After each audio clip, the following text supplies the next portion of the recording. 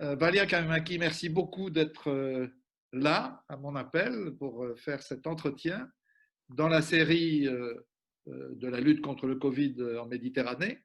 Il fallait bien sûr passer par la Grèce, d'autant que nous avons je ne sais pas si elle est bonne, mais apparemment une bonne nouvelle, c'est-à-dire que l'Acropole a réouvert ses portes en début de semaine. Est-ce que ça signifie que c'est la page de l'épidémie qui se tourne? Apparemment, c'est une page qui est moins tragique que dans beaucoup d'autres pays. J'ai regardé les tout derniers chiffres.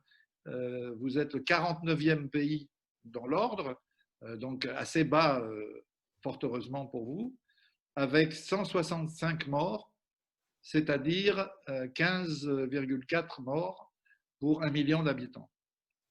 C'est donc un résultat étonnamment peu lourd par rapport à beaucoup d'autres pays, y compris bien sûr la France. Oui, c'est vrai. Et il y a plusieurs thèmes sur la table. Je ne sais pas par où commencer. Commençons par l'Acropole, parce que c'est vrai que c'était un moment émouvant, surtout que notre nouvelle présidente de la République et qui, en même temps qu'elle visitait l'Acropole, qui donnait à Grèce et à toute l'Europe et peut-être à tout le monde, si je ne vais pas être trop optimiste, donner un message de retour à la normalité, disons. Alors, en même temps, elle tweetait un message contre les discours de la haine, contre l'homophobie, contre la xénophobie, qui était vraiment quelque chose de très bien, qui était vraiment très bien vu.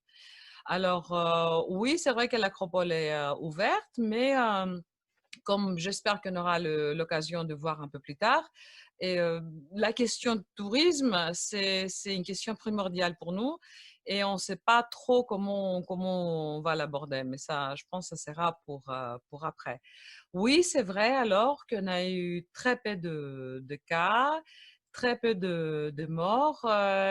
Si on voulait donner une explication de tout ça, bon, d'abord, il y a une fausse nouvelle qui circule comme quoi c'est dans le ADN des Grecs, comme dans toutes les Méditerranéens, qui résiste le coronavirus.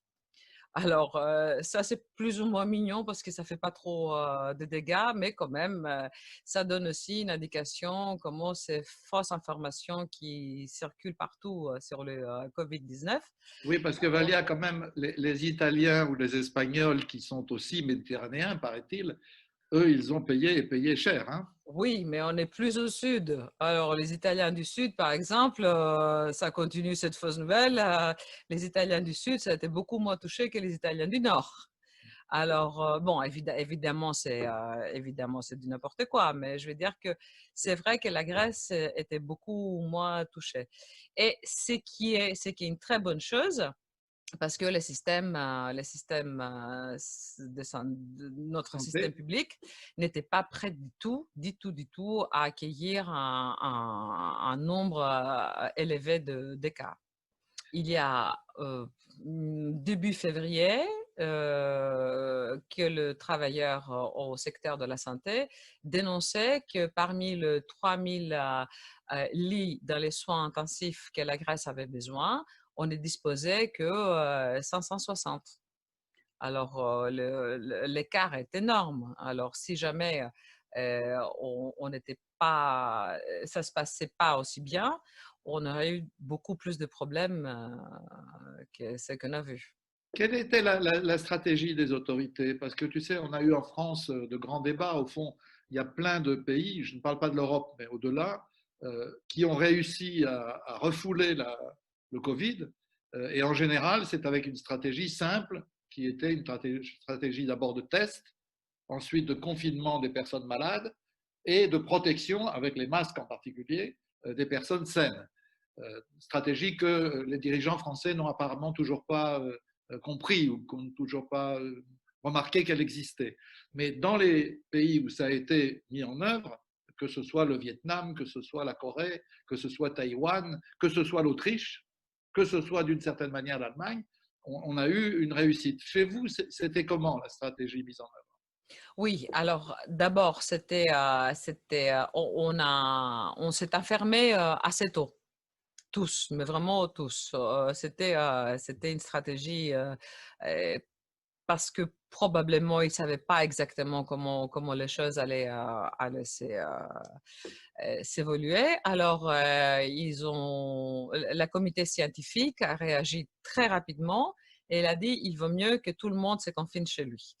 Alors, le porte des masques, là, il y a eu un grand débat chez nous aussi. Alors, on ne savait pas vraiment si c'était obligatoire ou pas, mais c'est vrai que les gens ont préféré par eux-mêmes prendre le parti je porte un masque, je porte un masque, je porte des gants. Et alors, disons, l'obéissance de la population aux règles dans une grande mesure, c'était un des facteurs décisifs pour cette, disons, réussite. Mais on a aussi autre chose qui est peut-être intéressant, c'est qu'en Grèce, il y a très peu de maisons de retraite où le Covid a frappé l'Europe plus ou moins partout. Euh, mais aussi, la Grèce est plus éloignée du centre d'Europe. Alors, les échanges, dès qu'on arrête le voyage aviaire, euh, la circulation s'arrête presque. S'arrête. Alors, ça veut dire qu'on n'avait pas beaucoup de gens qui venaient de l'Italie, qui était la première frappée. On n'avait pas beaucoup de gens qui venaient de Chine parce que la Chine était déjà confinée. Alors, on s'était épargné de ces côtés-là. Et troisième facteur, je pense, c'était le fait que on a une économie qui est basée sur de petites et moyennes entreprises, surtout les petites. Alors, on n'a pas une industrie basée sur les grosses unités de production. Alors, ça veut dire que les gens n'entrent pas très en proximité facilement. Donc, ce qui était notre, disons, défaut pendant la période de la crise économique, ça a fait notre force pendant la crise sanitaire. Ce sont des paradoxes très intéressants dans cette crise, que les faiblesses deviennent des forces. Par exemple, on a parlé avec nos amis de Gaza. En fait, l'embargo, pour une fois, a été une protection extraordinaire. On a eu une catastrophe sanitaire en Israël, mais pas à Gaza et pas d'ailleurs non plus en Cisjordanie, pour une part du fait de l'embargo qui a empêché la circulation des gens et donc de Ouais, la ouais. maladie. Alors on est maintenant quand même un peu dans la sortie de crise. Quelles sont les conséquences de la crise, je parle économique et sociale en Grèce, parce que l'épidémie a touché une économie quand même convalescente après les années très dures qu'on a suivies avec vous, avec Solidarité. Oui, oui, et on doit vous remercier encore une fois. Mais j'aimerais bien commencer par une chose qui est plutôt bonne. Et le système public était au bord de la faillite parce que on y dépensait plus et on pensait que la stratégie du gouvernement était de faire passer tout vers le secteur privé. Alors, ça, c'est une mutation qui s'était arrêtée net, qui s'est coupée net, parce que tout le monde maintenant a réalisé que sans système public fort, on ne peut rien faire. La santé est un bien public et le secteur privé ne peut fonctionner qu'en tant que complémentaire et ça ne peut pas être vraiment le moteur de la santé publique. Ça, c'est impossible. Impossible. Alors, on espère que la marche vers l'abîme privé est arrêtée. Pour un moment, pour toujours, on verra bien, mais au moins on peut faire un grand ouf là. Alors, sur les autres conséquences quand même, les choses ne sont pas aussi bonnes. D'abord, on pourra parler de chiffres que la Commission européenne a donnés pour la Grèce, d'abord. Alors, c'est à la limite du tragique parce qu'il prévoit une récession de 9,7% et un taux de chômage de 20%. Nos chiffres à nous donnent pour le mois d'avril 2020 et de mars et d'avril 2020 donnent 5 000 moins d'emplois par rapport au même 2 mois de l'année dernière. Ça, et en général, ce sont des chiffres qui sont pires que les chiffres des années de récession de 2011-2012 où la récession était vraiment au plus bas. Alors, on entre dans une phase à nouveau, malheureusement, où on aura du mal à se relever et on a bien peur que pour se relever, il faudra réentrer dans des mesures, le gouvernement reprendra des mesures d'austérité très, très sévères. Juste pour Alors, bien se comprendre, j'ai pas bien compris le chiffre de perte d'emploi, de perte 100 000, 100 000. Hein, 100 000, 100 100 000 000, oui, oui. emplois de moins que le même 2 mois de l'année dernière. Pour la Grèce, c'est énorme, évidemment. Il n'y a pas de mots, hein. Il y a vraiment pas de mots. Et encore plus, c'est qui, par rapport à la récession économique des années, début des années 2010, on a aussi une facilité à, à, à transformer le contrat de travail au contrat flexible, télétravail, on s'arrête un peu, Intérim, on verra après, toutes les formes de flexibilité inventées avant et nouvelles sont sur la table aujourd'hui, même pour le secteur public. Et alors, si le secteur public est aussi touché par de telles mesures, ça veut dire que la société et l'économie en général vont entrer dans une période de récession qu'on n'a jamais vue, même pas dans la crise économique. Voilà, donc les choses ne sont pas... une question dont on n'a pas parlé jusqu'à présent d'ailleurs dans les entretiens, il semble que une des principales victimes de cette épidémie, ce soit la presse écrite. Ah oui, C'est-à-dire que dans beaucoup de pays, les journaux, les quotidiens, en tout cas les quotidiens nationaux, quotidiens régionaux ont encore une marge de manœuvre importante, en tout cas dans des pays comme l'Allemagne ou la France ou l'Italie d'ailleurs. Mais chez vous, la presse était déjà en très mauvais état. ah Donc, oui. comment tu vois les choses? Je sais que pour les journalistes en Grèce, exercer ce métier, ça devient quelque chose de presque impossible, quoi. Et on n'a pas encore de chiffres. Et on n'a pas recensé des chiffres, mais je sais que le vente de quotidien pendant cette période-là était une chose. Je suis obligée de dire tout le temps qu'on n'a jamais vu, qu'on n'a jamais vu, qu'on n'a jamais vu. Mais il n'y a pas d'autre mot à décrire ce qui se passe. Et c'est vrai que la presse écrite est parmi les secteurs qui ont été touchés les plus fortement. Il y a des journaux qui vendaient 5 000 par jour ou 6 000 exemplaires par jour et qui sont topés à 500 ou à 600. Alors, on peut pas vivre comme ça. Alors, je sais que tous les collègues et tous les journaux, ceux au moins qui n'ont pas de capitaux financiers derrière eux pour compenser le dégât, disons que toute la presse indépendante en Grèce est en train de chercher en Europe de subventions, de capitaux spécial crise et qui sont tous en train d'essayer de survivre.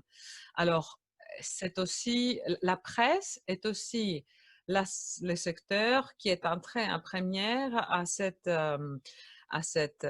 mesure, cette moyen choisi par les gouvernements du chômage temporaire forcé pour faire face à la crise. Sinon, ce n'était pas possible.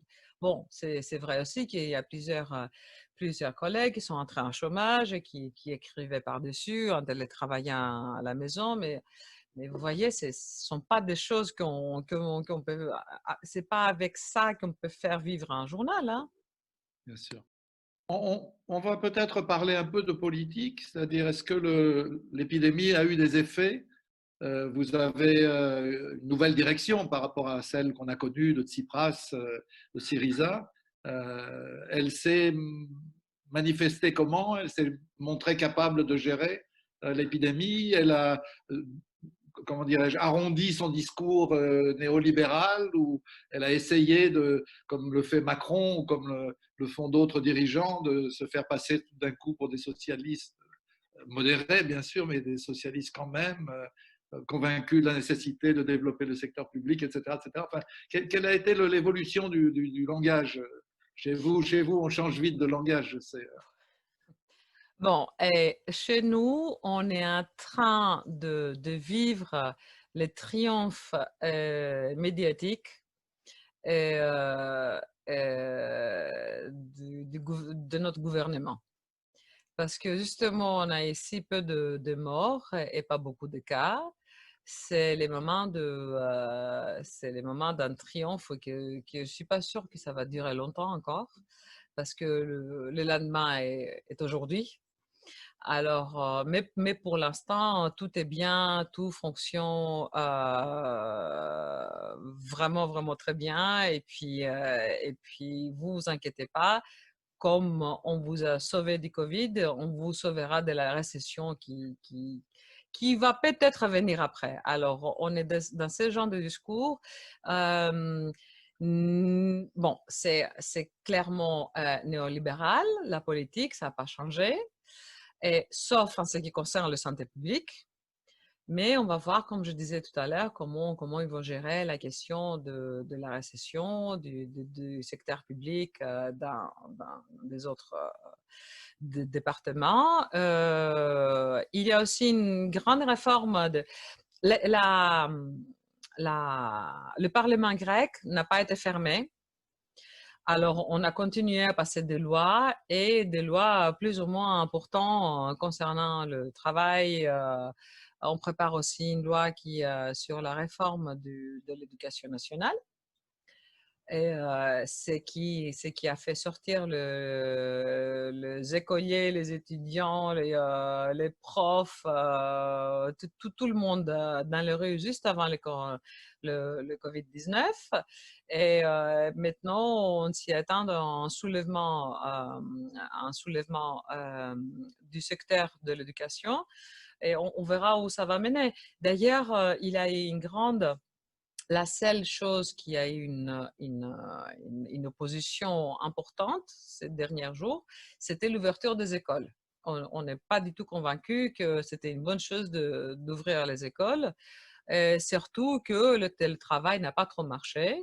Et tous les profs n'ont pas donné vraiment de cours, c'était plus ou moins des discussions. Les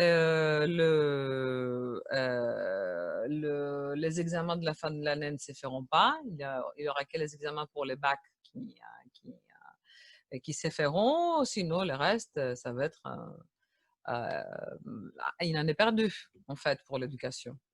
Un dernier mot peut-être. Le président français et la chancelière allemande ont annoncé une initiative commune qu'ils proposent aux 27 membres de l'Union européenne, une forme de dette commune de 500 milliards d'euros qui permettrait d'aider tel ou tel secteur, tel ou tel pays en fonction des nécessités. Est-ce qu'à Athènes, on attend encore quelque chose de l'Union européenne, vu l'expérience faite pendant plusieurs années avec la Troïka et avec l'Europe avec son Je visage sens, le plus je noir? sens que c'est une question piège. Non, pas du tout. Non, non, non, non. C'est-à-dire, est-ce qu'il y a encore une crédibilité et une attente dans l'opinion publique à l'égard de l'Union européenne?